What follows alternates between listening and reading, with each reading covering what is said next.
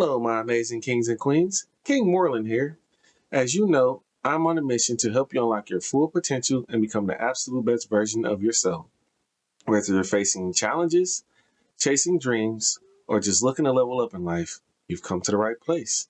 Every week, we dive deep into mindset shifts, strategies, and practical tools that will help you transform your life from the inside out. This is your channel, your personal development channel, to help you become the powerhouses you were meant to be in the world. A channel where mediocrity is not an option and excellence is our standard.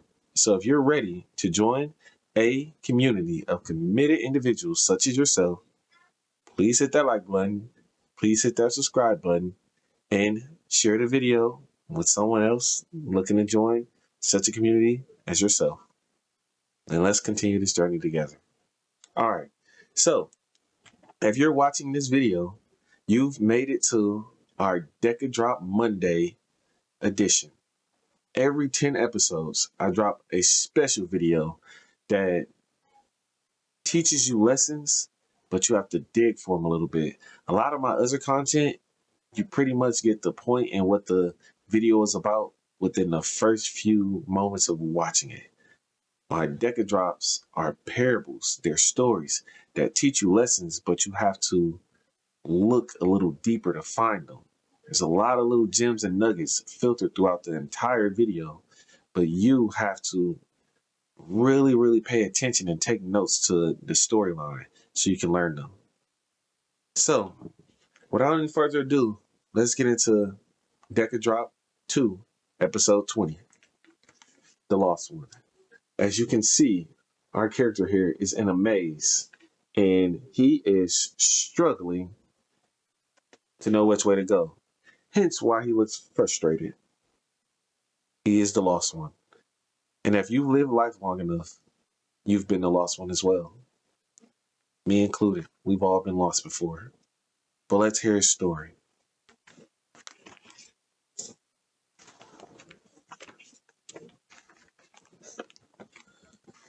So, without further ado, welcome to Deca Drop 2, Episode 20, The Lost One.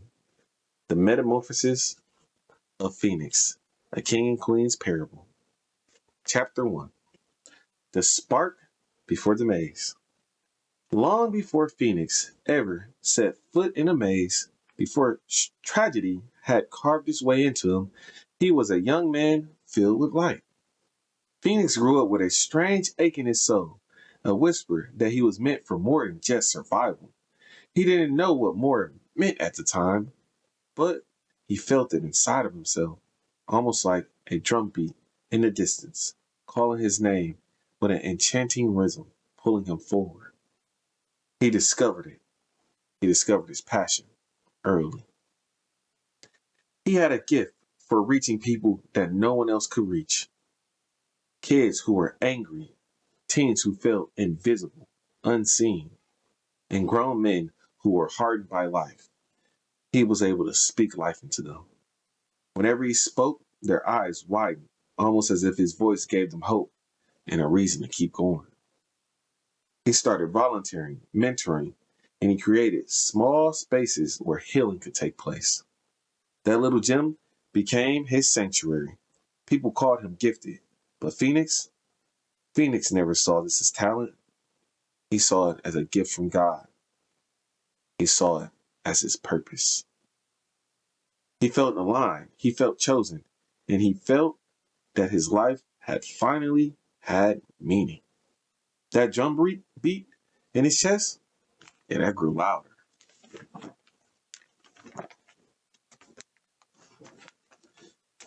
Because that's it. That was it. He had found what he was born to do. He could feel it. It was inside of him. He had found his calling. Chapter 2, The Rise into Purpose. Doors began to open for Phoenix. Phoenix spoke at youth groups. Kids who had never paid attention and sat still before, they listened when he talked, and adults started to tell him, "You're on to something special, young man. Don't stop." He poured himself into his work, sometimes to the point of absolute exhaustion, That type of exhaustion where your body shuts itself down and you sleep through any alarms you may have set. But it wasn't a regular tiredness. No, it was a holy tiredness.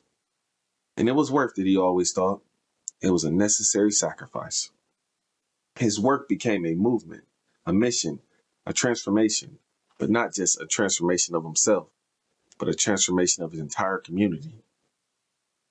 He wasn't rich yet, and he wasn't famous yet, but he knew he was doing exactly what God wanted him to do.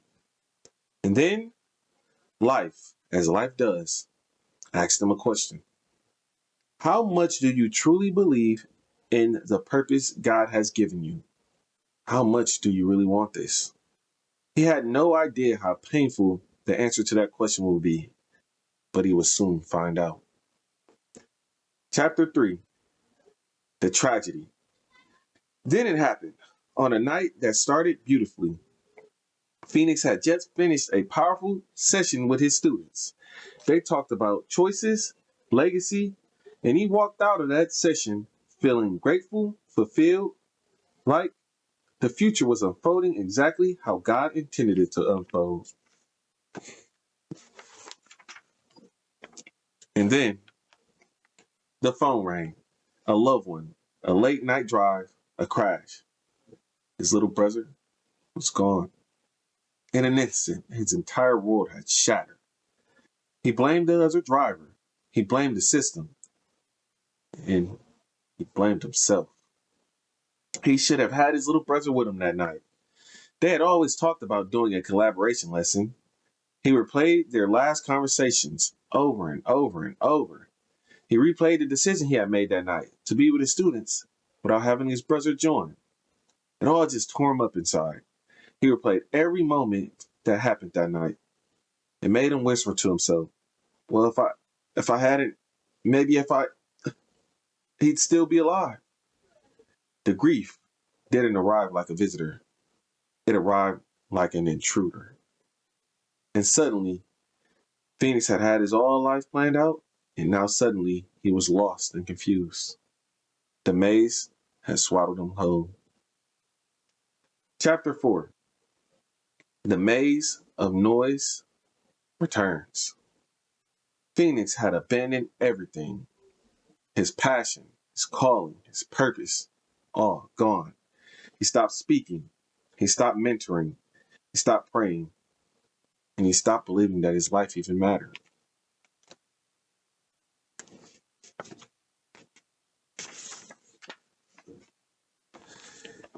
He didn't know which way to go, almost as if he had been dropped in a gigantic maze. He was lost. Life seemed to pull him in many different directions after a while. All of a sudden, there were all these signs indicating which way he should take his life. People telling him that he should do this. People telling him that he should do that. Nothing made sense anymore. It was like having a bunch of different fake exits and misleading scams, all just lies in disguise. The signs shouted at him, it's your fault. You failed your little brother. Your purpose wasn't real to begin with. You may as well give up now. He was so confused. Life didn't seem this confusing back when he was living within his purpose. But unfortunately, he drifted deeper and deeper away from what God had designed him to do. He stopped answering phone calls. He numbed himself to anything because it made him forget everything. It made him forget his passion, helped him forget the pain. He just couldn't take it anymore. He felt being numb when it was a better option. But unfortunately, he had to learn. Pain has a way of following you, even into the darkest of corners. And when grief mixes with guilt, it becomes a storm. One of those life storms that can claim lives.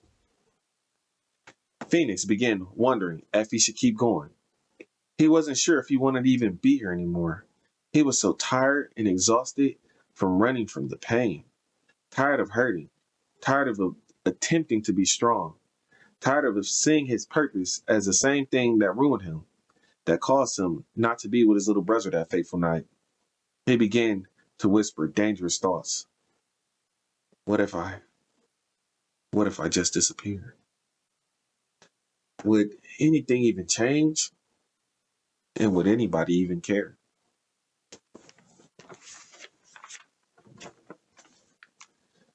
The walls of the maze began closing in on him.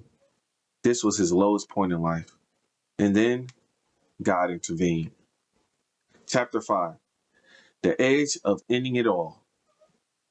It was night. Phoenix sat alone in a dark room, holding the weight of everything he'd lost. Every breath felt meaningless. His mind was in a storm of regret and grief. He walked to a bridge, not to jump, but to decide whether he should even be here or not. He didn't trust himself not to jump. He stared at the water, broken, empty, done. He whispered to himself, just can't do this anymore. I'm sorry. And he closed his eyes. And then his phone buzzed. One night, one message, just one phone call changed everything for him. From the mother of his child was that phone call. A child he didn't even know was arriving early.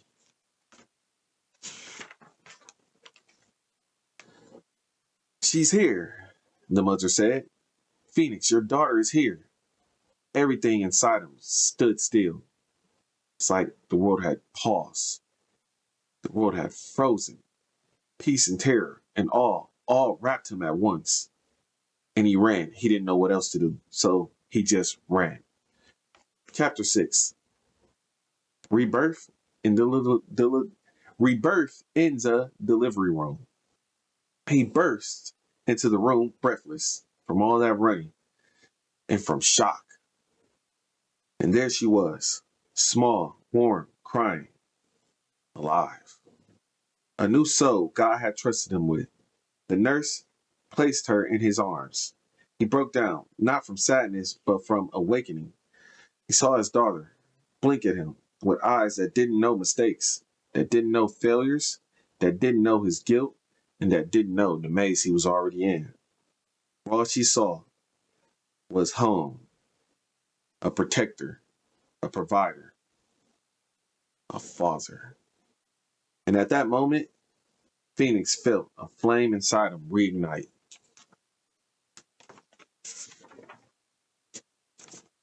It wasn't loud, it wasn't cinematic, it was quiet, like the first spark of a long dead fire returning to life. Then his voice, a voice he had almost forgotten. He heard it whisper. He heard that voice within himself. It said, my son, I never left you, and I'm not done with you. You still have a mission. You still have a purpose. And you have unfinished business. And Phoenix fell to his knees, right there in the delivery room, holding his daughter, tears falling onto her blanket. That night, the man who had nearly ended it all came back to God. Chapter 7. Return to the man in the mirror. The next few weeks were sobering. Phoenix realized he had to face himself again. Not to numb the pain, but to face the pain. Not to run from it anymore. To truly face himself. The mirror appeared in the maze once more. But this time, when he seen that mirror, the masks were different. There was the guilty one, the broken one, the unworthy father, the failure, the quitter. And he didn't want to see any of them. He didn't want to feel them. He didn't want to touch them. So he looked away from the mirror. And then he turned around and looked at it again. And this time, he saw a different version of himself. Behind the new reflection, he saw a man that was ready to change everything. He was still scared. He was still hurting because he was still human. But he rediscovered his purpose. And now his eyes flickered a little different. Now they flickered with hope. And that gleam that he had as a child had returned. He knew he was going to redeem himself. Chapter 8, Rediscovering Himself. He went back to therapy. He started praying again. He went back to God, and he went back to being honest with himself, not running from the pain, but facing it head on. He started every morning prayers, morning workouts, morning affirmations before feeding his daughter, short journaling sessions throughout the day, walks without headphones just to reflect on everything. Whenever he was wrong, he began to apologize. He started rebuilding trust with the people he had pushed away during those dark times. He started relearning purpose through the lens of fatherhood.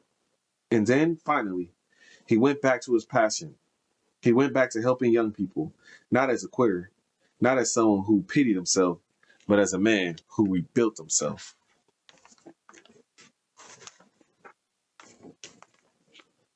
And this time, he taught differently. He was more honest, more transparent, because he knew that he had now had a newfound strength.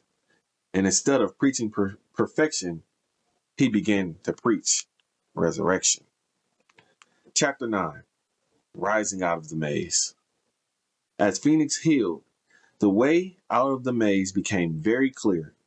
It was almost as if the walls lowered. The signs were no longer confused him. In the fog, it lifted. He climbed to the top of the maze and he saw the entire journey from above. All the pain he had went through, all the joy, the mistakes, the purpose, the tragedy, and the rebirth. And then he realized he had never stopped being Phoenix. He had been burned and he turned to ashes and he had nearly blown away. But like any Phoenix, that fire came back. And because God had other plans for Phoenix, his rebirth was imminent.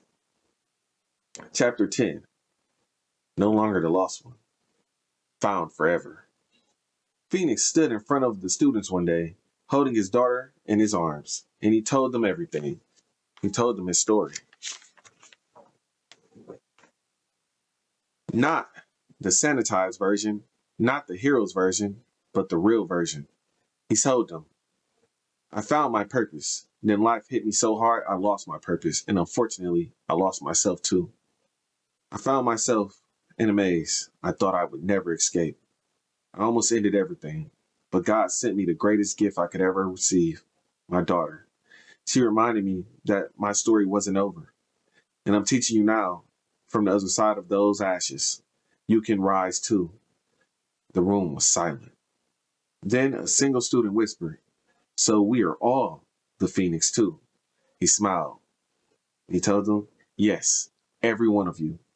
You're not someone who is lost. You are someone who's transforming. And even if you get lost, God will show you guidance to find the path you're meant to take. And the gym erupted in applause. The lost one was no longer lost. He was found. He was revived. He was restored. He was redirected. He was redeemed. And he was reborn by God. His name was Phoenix. And his daughter would grow up knowing her father as a man who walked through darkness and almost completely shattered, but still chose the light so that he could use his light to shine a path for those who still find themselves in the darkness. And that is what he will live by from now on. The end, the lost one. I hope you all enjoyed that story. It's a really powerful one. I really hope you enjoyed it. And I hope that no matter what happens in your journey, if you ever feel lost, that you're able to lean on God and lean on your loved ones to rediscover yourself. Because in life, sometimes we find ourselves in a place where we're lost. But if you refuse to give up and you continue to pray for God, for guidance, and for God's leadership, you will come to a point where you're able to refine yourself, rediscover that purpose, rediscover that calling. And it might be different from what you were doing before. But as long as you trust in God and you continue to give your all, you will find a way to be whatever you're meant to be in life. Don't give up. Keep going, no matter what. All right. If you all enjoyed this content, please like the video, share, comment, subscribe, and please talk to me. I don't mind engagement. I really do appreciate it. As always, I love you. Amen.